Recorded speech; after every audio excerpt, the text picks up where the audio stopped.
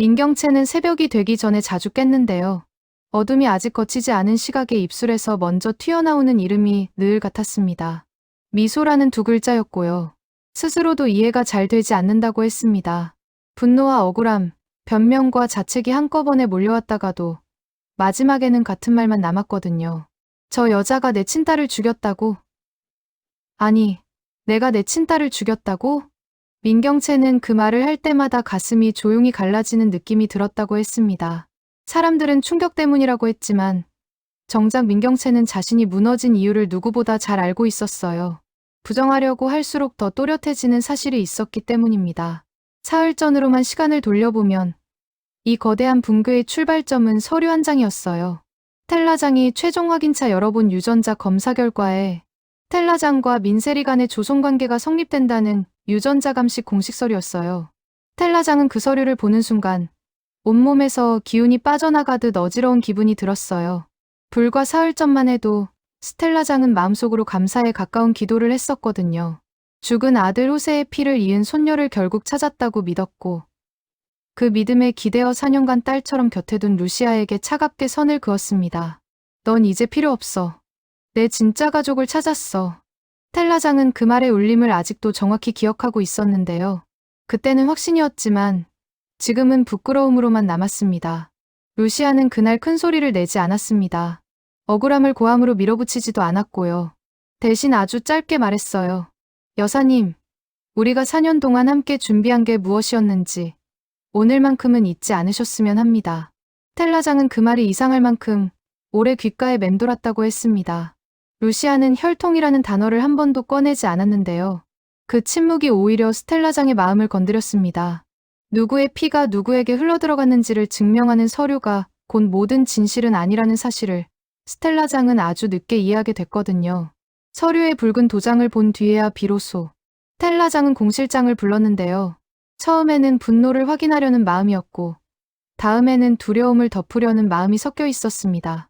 공실장이 문을 열고 들어올 때 스텔라장은 공실장의 어깨를 누르는 오래된 피로부터 먼저 보았다고 했습니다. 10수년 동안 단단하게 잠갔던 무언가가 풀릴 때의 표정이었고요. 민경채는 공실장을 보자마자 소리를 높였는데요. 당신 알았지? 세리가 손녀라는 걸. 민경채의 분노는 겉모습이었고 속으로는 자기 세계가 무너질지 모른다는 공포가 들끓고 있었습니다. 그때 공실장은 오래 미뤄둔 말을 하기 시작했어요. 제가 바꿨습니다. 그 한마디가 방 안의 공기를 바꾸었고요. 스텔라장은 의자를 붙잡고 겨우 균형을 유지했는데요. 공실장의 고백이 또 이어졌어요. 20해 전 같은 병원, 같은 시각에 태어난 두 아이가 뒤바뀌어 갔다는 말이 나왔습니다.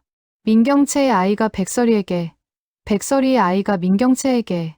그 결과 민경채가 딸이라 믿고 키운 민세리는 실제로 백설이의 아이였고 학교폭력과 억울한 누명 속에서 생을 마감한 백미소가 민경채의 친딸이었다는 진실이 뒤따랐습니다.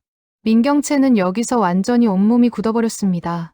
분노가 갈 곳을 잃고 자신을 향한 혐오가 하늘에서 비처럼 쏟아졌거든요. 그럼 내가 내 딸을 엉뚱한 이름으로 불러가며 몰아붙였다는 말이야?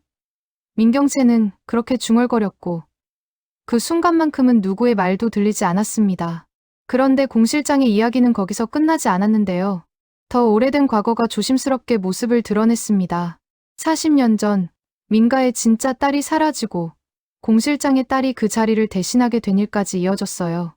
공실장은 떨리는 목소리로 그때는 최선이라고 믿었는데요. 돌이켜보면 변명이었습니다. 라고 덧붙였습니다. 스텔라장은 그 말을 듣고 어른이니까 마음대로 결정해도 된다고 착각하며 남의 인생을 재배치했던 우리의 과거가 죽이고 싶도록 미운 생각이 들었어요. 그때 김선재가 들어왔는데요. 김선재는 늘 정제된 미소를 유지하던 사람이었지만 이날만은 표정이 흔들렸습니다. 이어서 모태주가 검찰과 함께 나타나 체포영장을 내밀었고요. 문서위조, 업무상 횡령, 배임 혐의와 함께 숨겨둔 진짜 유전자 결과가 확보됐다는 통보까지 이어지자 김선재의 눈빛이 처음으로 크게 흔들렸습니다. 김선재는 끌려가면서도 한마디를 남겼는데요. 옥상에 누가 더 있었는지 CCTV 다시 보시자고요. 깜짝 놀라는 모습이 벌써 상상이 가네. 루시아는 그 말을 듣는 순간 표정이 굳었습니다. 하지만 수사관들이 김선재를 끌고 나가면서 더 이상의 말은 들을 수 없었는데요. 2달 후, 법정은 무거운 침묵에 잠겨 있었습니다. 피고인석에 앉은 민경채는 이미 정신이 반쯤 나간 상태였는데요. 계속해서 미소야, 엄마가 미안해 하고 중얼거렸습니다. 한때 그녀가 입었던 명품 대신 초라한 환자복이 그녀의 몰락을 보여주고 있었죠. 판사가 무거운 목소리로 판결을 낭독했습니다. 피고인 민경채, 심신미약 상태를 인정하나 죄질이 극히 불량함으로 치료감 후 10년, 징역 12년을 선고한다. 민경채는 판결을 듣고도 별다른 반응이 없었는데요. 그저 허공을 바라보며 딸의 이름만 부르고 있었습니다. 피고인 김선재, 문서위조 및 업무상 횡령, 배임 혐의로 징역 10년을 선고한다. 김선재가 이를 악물었습니다. 모든 것을 계획했던 자신이 결국 자기 함정에 빠진 꼴이 되었으니까요. 피고인 공희숙, 영화 유기 및 바꿔치기, 신분 위조 등 모든 비극의 출발점이므로 징역 15년을 선고합니다. 공실장은 그 자리에서 오열했는데요.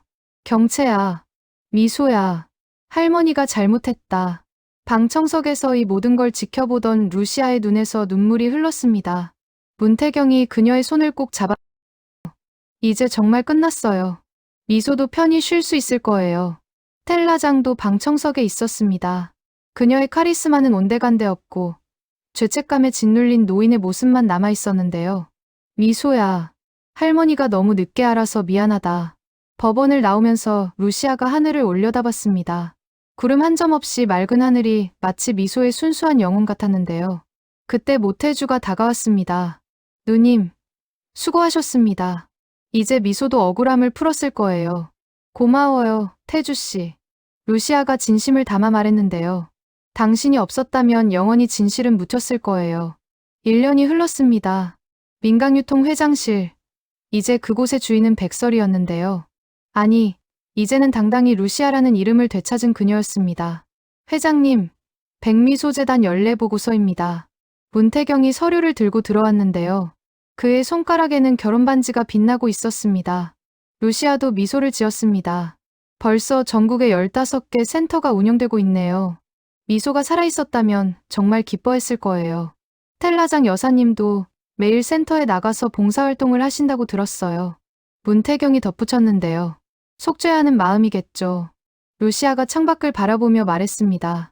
저도 이제는 용서하려고요. 미소를 위해서라도. 그 주말 백미소 추모공원에는 많은 사람들이 모여 있었는데요. 백미소 재단이 주최한 추모 행사였습니다. 학교 폭력으로 고통받던 아이들이 이제는 희망을 찾아가는 모습을 보니 루시아의 마음이 따뜻해졌습니다. 스텔라장이 추모비 앞에 꽃을 놓으며 말했는데요. 미소야, 할머니가 내 이름으로 좋은 일 많이 하고 있단다. 이제야 진짜 할머니가 된 것 같구나. 민강유통은 이제 완전히 새로운 회사가 되었습니다. 루시아의 경영 아래 투명하고 정직한 기업으로 거듭났는데요. 무엇보다 백미소 재단을 통한 사회공헌 활동으로 존경받는 기업이 되어가고 있었습니다. 한편 정신병원에서 민경채는 여전히 딸의 이름을 부르고 있었는데요. 미소야, 엄마가 이제 알았어. 넌 정말 내 딸이었구나. 평생 그녀를 따라다닐 죄책감의 굴레였습니다. 김선재는 감옥의 차가운 벽을 바라보며 후회하고 있었습니다. 모든 걸 가지려다 모든 걸 잃어버린 자신의 어리석음을 말이죠. 공실장도 매일 눈물로 하루를 보내고 있었는데요. 자신의 그릇된 모정이 만든 비극의 나비 효과를 이제야 깨달은 거였습니다. 어느 날 저녁, 루시아는 집에서 문태경과 함께 앨범을 보고 있었는데요. 미소의 사진들이 가득한 앨범이었습니다. 이때 정말 행복했었는데, 루시아가 미소의 웃는 사진을 쓰다듬었습니다. 미소 양이 지금의 엄마를 본다면 자랑스러워할 거예요. 문태경이 루시아를 안으며 말했는데요. 그 아이의 희생이 헛되지 않았잖아요. 수많은 아이들이 이제 보호받고 있으니까요. 다음 날, 루시아는 특별한 발표를 했습니다. 민강유통 이익의 30%를 백미소 재단에 기부하겠다는 선언이었는데요. 제 딸 미소는 짧은 생을 살았지만 그 아이의 이름은 영원히 기억될 것입니다. 더 이상 미소 같은 아이들이 나오지 않도록 우리 모두가 노력해야 합니다. 발표장에는 스텔라장도 있었습니다. 그녀가 일어나 말했는데요. 저도 제 전 재산을 백미소 재단에 기부하겠습니다. 제 손녀 미소에게 할머니가 해줄 수 있는 마지막 선물입니다. 모태주도 거들었습니다. 저도 평생 이 재단을 위해 일하겠습니다. 미소 양의 정의가 승리한 것처럼 앞으로도 정의는 반드시 승리할 것입니다. 5년이 흘렀을 때 백미소 재단은 전국 최대의 청소년 보호기관이 되어 있어 수천 명의 아이들이 재단의 도움으로 새 삶을 찾았습니다. 추모공원에는 이제 미소를 기리는 사람들의 발길이 끊이지 않았습니다. 루시아는 매년 미소의 기일에 그곳을 찾았는데요. 미소야, 엄마가 약속 지켰어. 내가 겪은 아픔을 다른 아이들은 겪지 않도록 지켜주고 있어. 이제 정말 편히 쉬어도 돼. 문태경과 함께 돌아서는 루시아의 얼굴에는 평온함이 깃들어 있었습니다. 복수는 끝났고 이제는 치유와 희망의 시간이었으니까요. 태양을 삼키려 했던 자들은 모두 자신들이 만든 어둠 속에 갇혔지만 진정한 태양이었던 백미소의 빛은 엄마 루시아를 통해 더 많은 이들을 비추고 있었습니다. 그것이 바로 백미소가 남긴 가장 아름다운 유산이었는데요. 한 아이의 억울한 죽음이 수천 명의 아이들을 살리는 희망이 된 것이죠. 구독과 좋아요 눌러주시면 다음 영상 제작에 큰 힘이 됩니다. 감사합니다.